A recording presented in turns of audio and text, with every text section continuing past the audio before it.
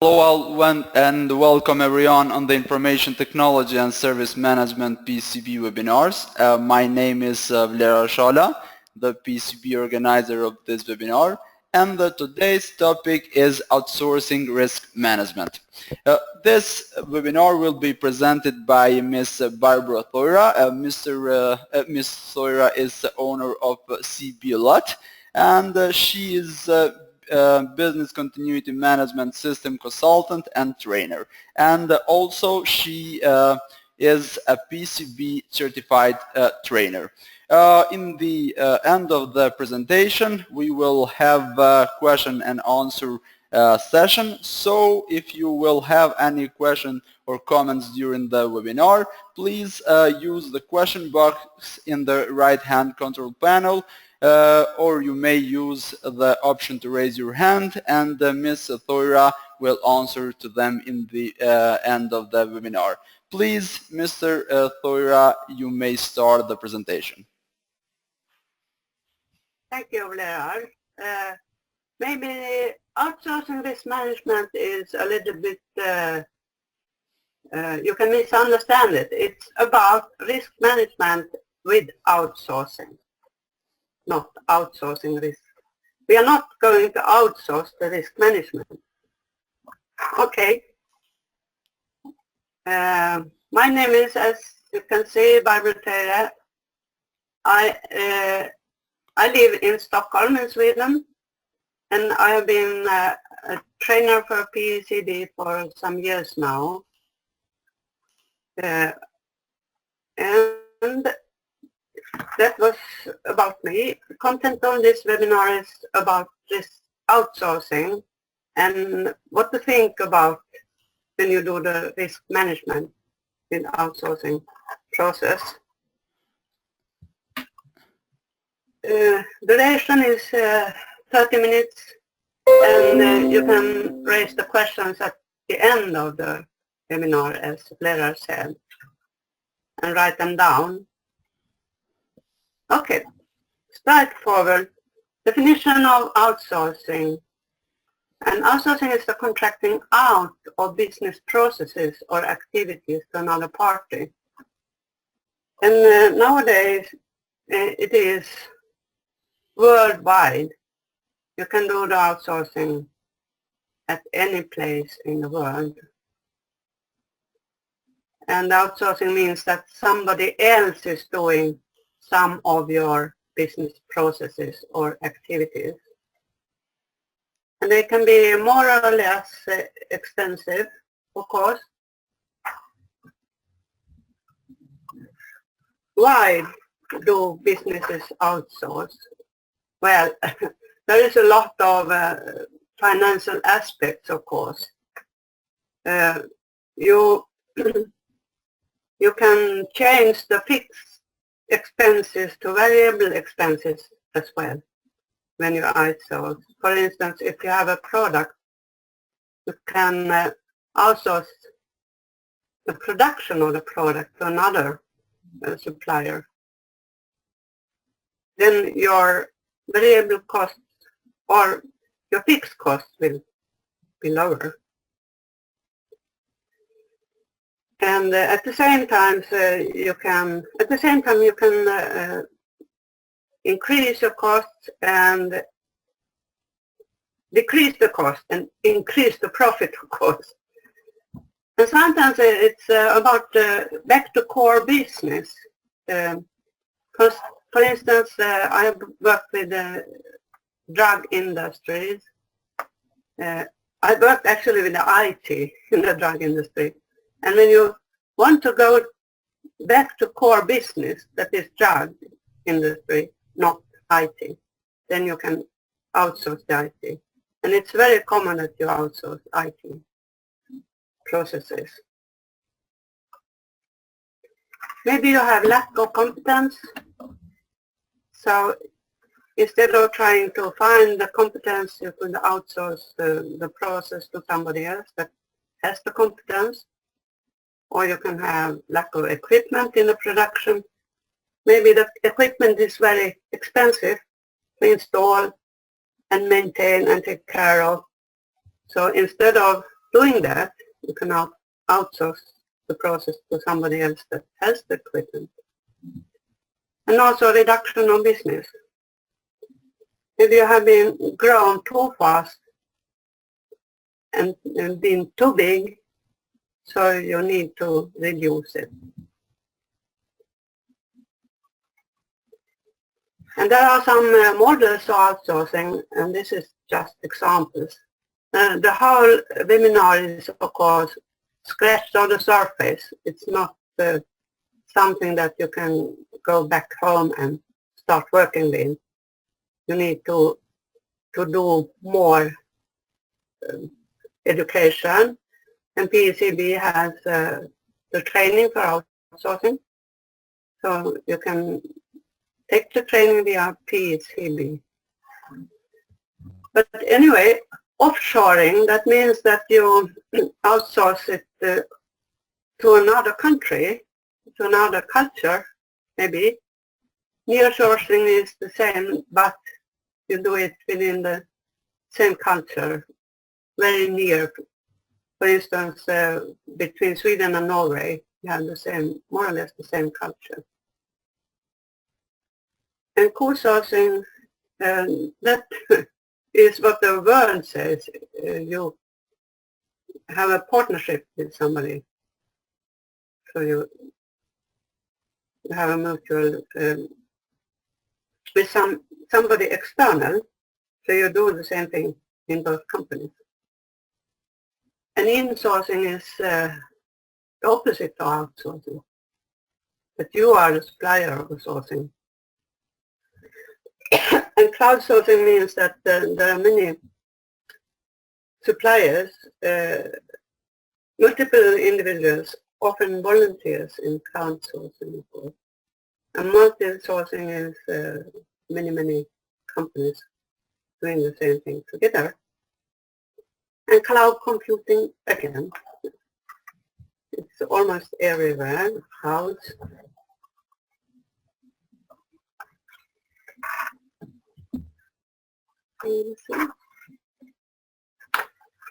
The ISO number is 37500, and this standard provides clear guidance in the space of outsourcing. Considering an outsourcing life cycle model like this, consists of four phases, and then we have the heart of outsourcing is the governance.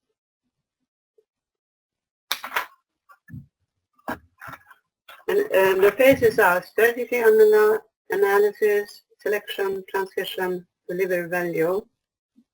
And in this strategy analysis, you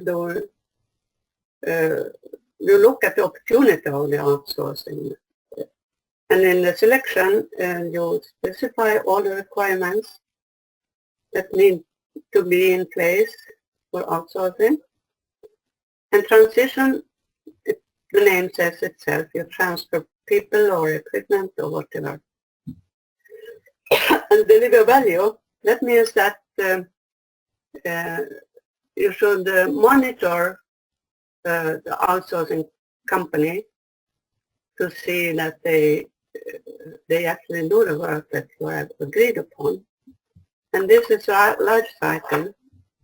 The risk assessment goes for every phase and everywhere. And you have to do the risk assessment several times, not just one time. So, if we talk about risk assessment, and when you do perform risk analysis, that says that risks will occur along the outsourcing process, as I already said. And therefore you have to do it you can do it in intervals.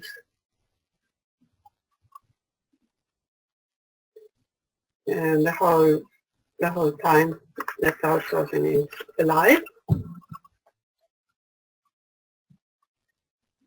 And here we align with the ISO 31000, that is risk management, and the risk assessment means the risk identification, risk analysis, and risk evaluation.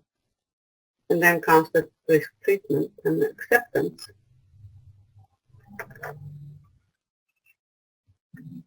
And if you look at what are the risks with outsourcing, it's not the same as when you do the normal risk analysis in business continuity, for instance. Here you look at, of course, there are similarities, but with outsourcing there are some other areas to look into. Security, of course, is very essential. Legal, safety, environment, geographic areas, finance, reputation, operational service risk, availability, and media. And for instance, for operational service risk, that could be technical problems or some errors made by the outsourcing company, or even frauds. So that means the operational service risk. And availability, of course, that the outsourcing company is up and running all the time, because if you outsource IT, you don't want to have breaks in the IT processes. And media is, of course, always interested in what happens with the companies in the country. So from my point of view, you should inform the media, keep them informed, not too much, not too little, to prevent all these rumors going on.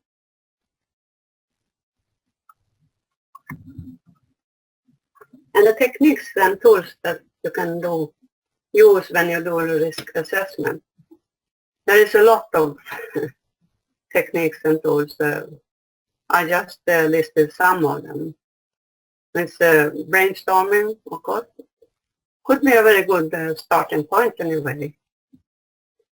Workshops is very, very good, or when you think about the dynamics with the work, with the persons that are attending the workshop. You can play up scenarios, different kind of scenarios to see the risks.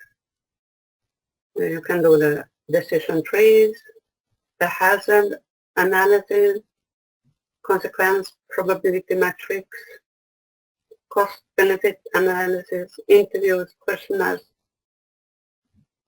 whatever you feel like to do.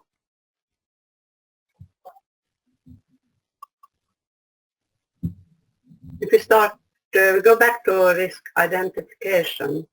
Of course, you have to identify the assets and the processes that are at the stake, and then identify the threats for these assets and processes. And in that context, you should take into account the owners, the users, the employees, the specialists, the insurance. Then you look at the threats. How will they affect the owners, users, employees, and so on. And of course, as always, to identify if there are some controls in place. And controls, with that, I mean that you have some measures to decrease the threats, the risks. Maybe there are some in place already. And then you need also to identify the consequences of those threats. For instance, consequences, what will it mean if the service is out of,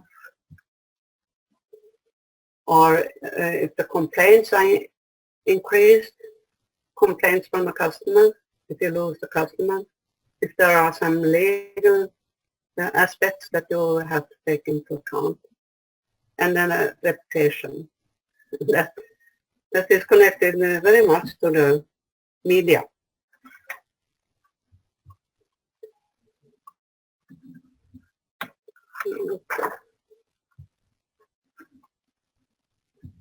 And the risk analysis process is, as I said already, that we identify the threats to which the asset process is subject.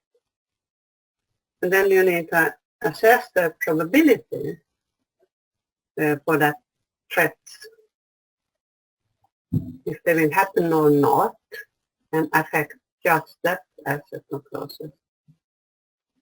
And assess the vulnerability to the threat. How vulnerable are you if the threats are happening, actually? And then identify preventive measures that could be implemented to avoid or reduce the risk. Maybe you can't avoid them as a whole, but you can reduce them. And then also see if there are some measures in place already. You don't have to implement new ones.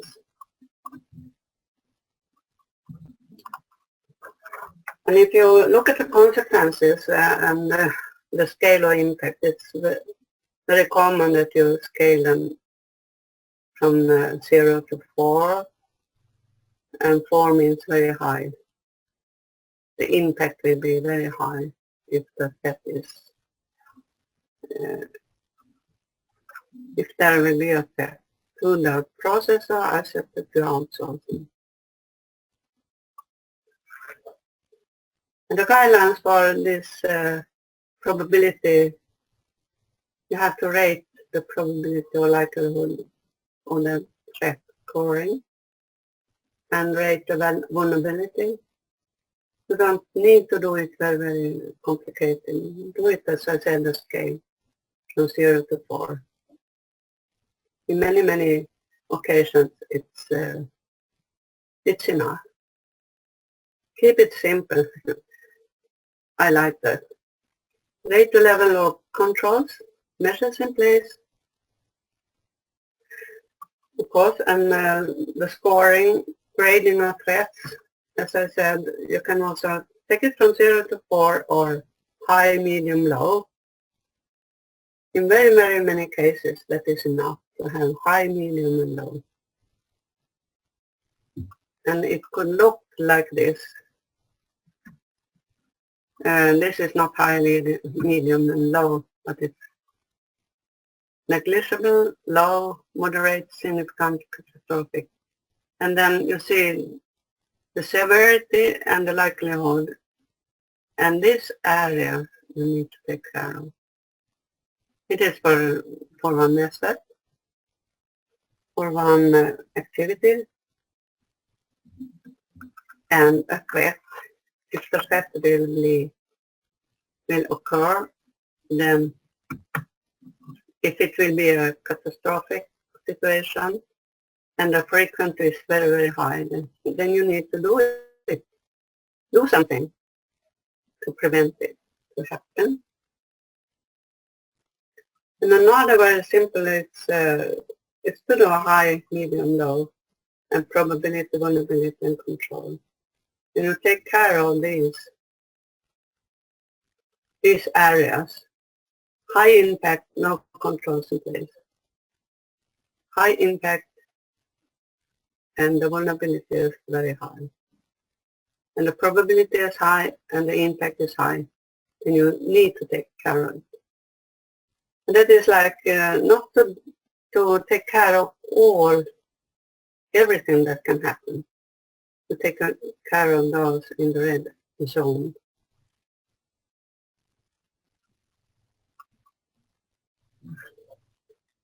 And the evaluation is that you estimate the level of risk against risk evaluation and acceptance criteria. Maybe you have set up some acceptance criteria by management already. And that is, it depends on their risk appetite, of course. They might have put some criteria already that you can measure this, estimate, compare, Identify preventive controls which could be implemented to reduce risk. Analyze controls already in place. That is, of course, very essential. You don't have to do anything further if you already have the controls in place.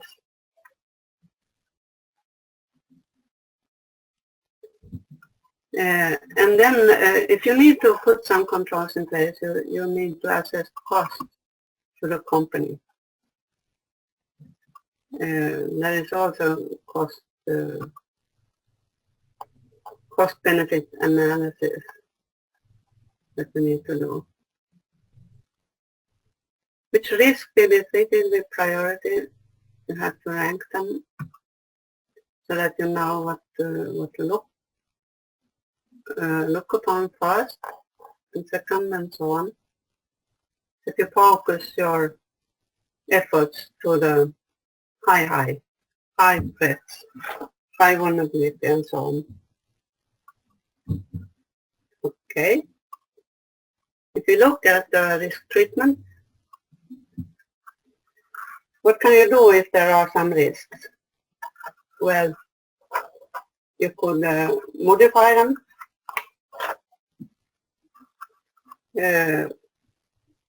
remove them, or altering controls to modify the risk. You always want to decrease the risk. You could do the risk retention. That means that the management decided to accept the risk and the actual level of risk. Risk avoidance means that you cancel or modify an activity so that the risk is avoided. And risk sharing it's very common to do the risk sharing in insurance companies. That is why insurance companies are there anyway, to share the risk. When you have done this, you need to set up a risk treatment plan so that you plan how to handle the risks that you can't avoid or you can't decrease them. Then you need to know how to treat them. And even if you do the risk avoidance, retention, modification or sharing, there might be some residual risk remaining, and the management has to decide about what to do with the residual risks. And they do it with a risk acceptance. And they have some criteria for risk acceptance, as I said before. That is done in forehand, and of course it can be changed during the assessment. And also, what are the residual risks that they can accept?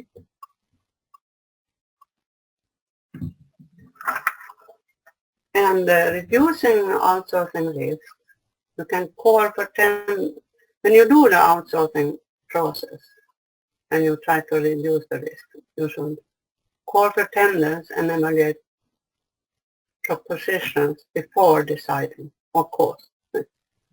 It sounds kind of natural thing to do. Sign a contract which takes into consideration at least quality and result expectations,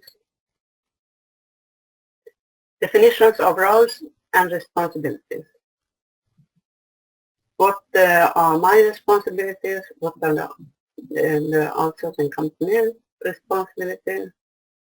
And the means of control and audit. Because you do the audit and you do the control of how well they set up to to the expectations. And then you have to decide about the intellectual property, who owns if something new comes up.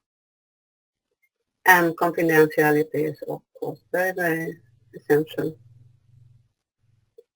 And then you should implement monitoring and review processes so that you can be sure that what you have agreed upon also are met by the company, your outsourcing company. Implement third-party change management processes. That is very important because then both your company and the outsourcing company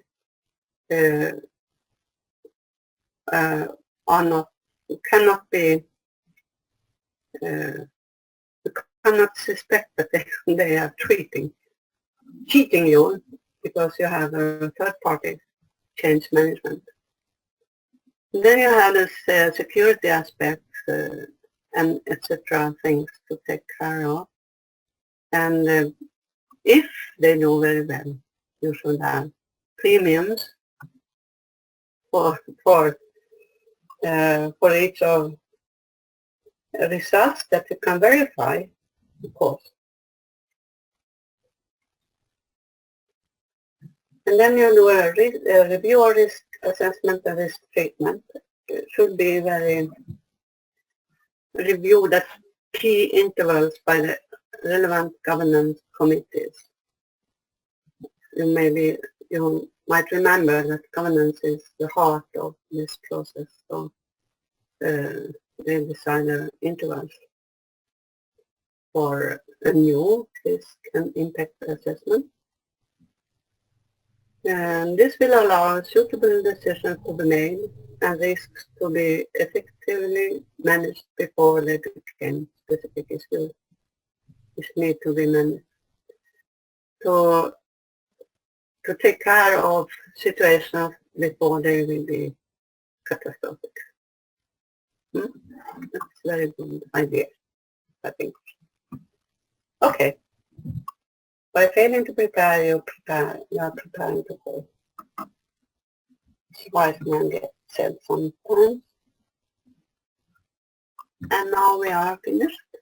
From my point of view, there are some questions. Dear Barbro, thank you very much for this highly informative presentation. As we have some time left, we are going through some questions. The first question is, how long does it take to put outsourcing in place? Oh, that was a very hard question. It depends on what you are going to outsource. I have experienced outsource of a whole consulting, management consulting part of a company, and it took almost a year. So it depends. It's a very easy question. You might outsource IT design, for instance, and that is a very, very small part, and that could be fast. Yeah. Yeah, thank you very much. It's understandable. Another question is, how can be a third-party change management process a company selected by us, or can you elaborate more on this point? The change management. Well, if you have, for instance, you do some changes in, it's easier to talk about IT. If you do some changes with the databases or programs and so on, so you need to have something that keeps track of the changes, so that both companies are aware of the changes and how they will affect their business. You see what I'm thinking about? Thank you very much. Another question, one of attendees has asked you, by outsourcing, do I increase my exposure to dishonesty or any fraud? Could be, but as we were talking about for a while ago, before outsourcing, you do some risk analysis, risk assessment, and you put every question, as much as possible into the agreement with the outsourcing. If you think they are cheating, you should put that in something in the agreement that says if we find out some fraud, this will happen. Things like that.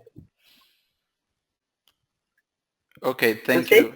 Yeah, thank you very much. One of attendees has asked you, could you explain once more what is outsourcing risk management as opposed to risk management outsourcing? Excuse me? What is outsourcing risk management as opposed to risk management outsourcing? Yeah, if you could of course outsource the process risk management.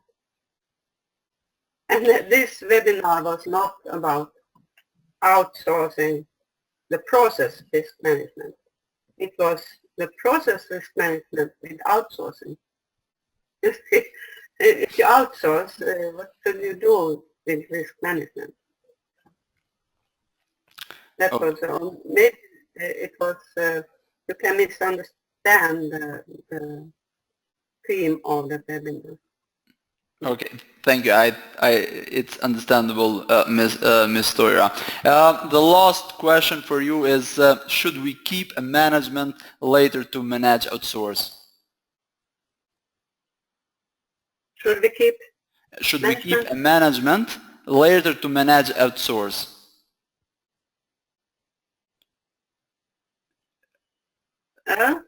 Can you understand the question, or maybe maybe it needs more clarification? Yeah, needs clarification. Okay, I think the attendee is asking when we manage outsource, should we wait later, or because I think the question it's not very clear, and I ask Mr. Ali to clarify a little bit, if we could. Yes, okay, we will wait for a second. And another question is there outsourcing escape strategy, and how can outsourcing affect the organization in acquisition and the sale of peripheral business? If there are some outsourcing... yeah, how can outsourcing affect the organization sales? The sales? Yeah. Well, it depends on what you're outsourcing and what kind of company. If you're a consulting company, maybe it's not that compared to if you produce something. If you have some production and you have a sales force for that product that you are producing. And then if you outsource this production, of course it can affect the sales force. So it depends on what the processes and activities you're outsourcing from the company. Okay. Did I understand correctly? Okay. Okay, you can continue. Sorry, please. Yeah, I'm finished. Yeah. Okay, great. Now Mr. Ali has clarified his question, and I'm going to read again. Should we keep management layer for do planning or manage outsource vendor or resources?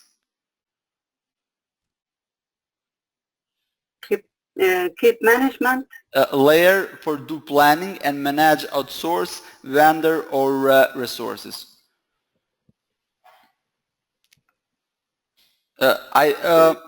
Okay, we will do like this. I can see that Mr. Ali has raised his hand, so I'm going to unmute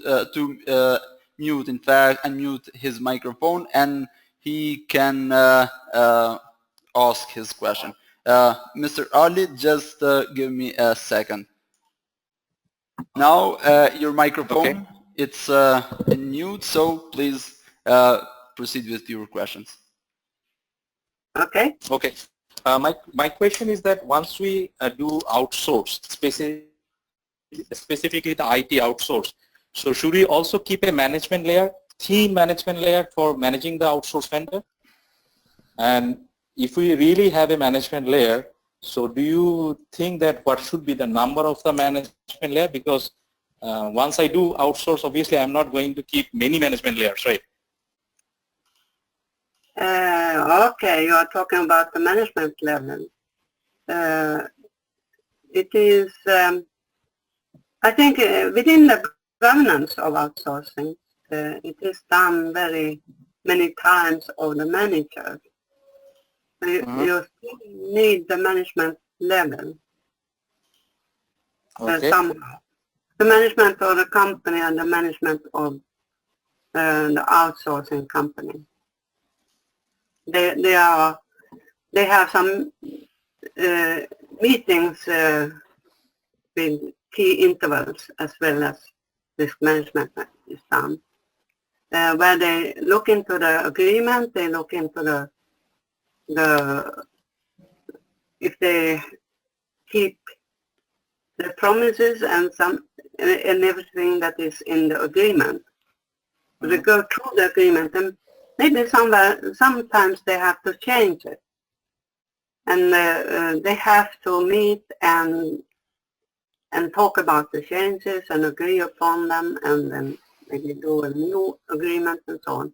So you need a management anyway. If that's, I'm not sure. Great. Okay. Thank you. I'm not sure I answered the question. No. Dear Ali, thank you very much for your question. Do you have any other question? I have another question. Okay. Continue, please. In telecom sector, specifically for a telecommunication company like mobile company, and you know the trend is most of the mobile company, they are doing the IT outsource. That means the IT function, they are outsourcing it to many vendors, right? So what do you think, Barbara, what is the success rate of doing full-fledged IT outsource?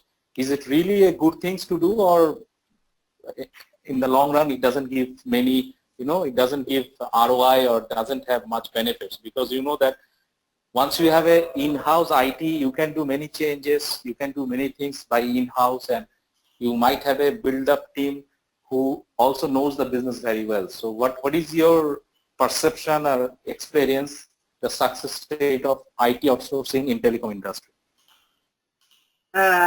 In telecom industry, I think it's very close. It's not that easy to outsource the IT from the telecom in the telecom industry, because they are very, very close. The production of the calls, so to speak, and IT, they are very, very close connected to each other. And sometimes there are some zones between telecommunication and IT, the gray zone, that you can't say if it's telecommunication or it's IT. But what you can do is to outsource the call center, of course, if you want to. So I think IT and telecom, they are so close connected to each other, so it's very difficult to outsource IT from telecom.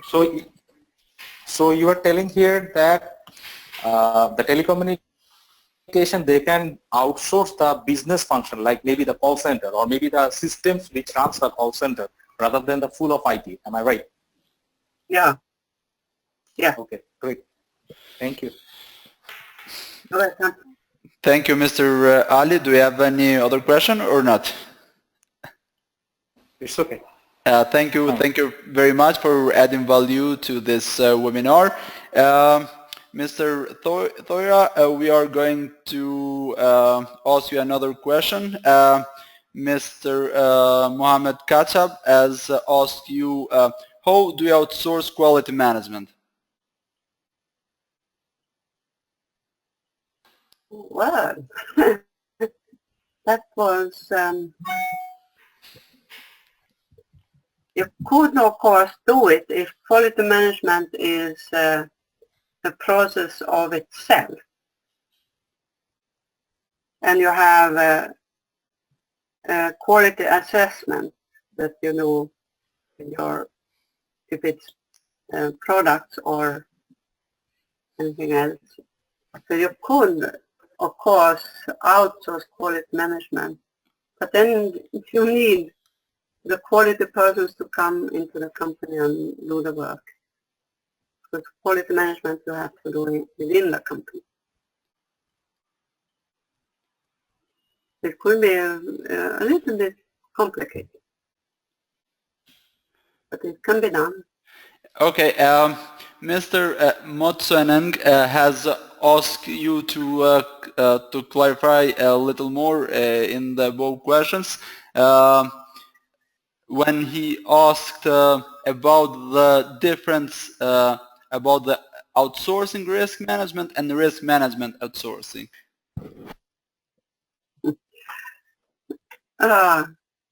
Outsourcing, you can outsource the risk management, of course. You can do it. It's the same as for quality management. Risk management you have to do within the company, inside the company. So you can take the risk management consultant from outside and they come into your company and do the risk management. But what this webinar was, my aim was to talk about risks with outsourcing.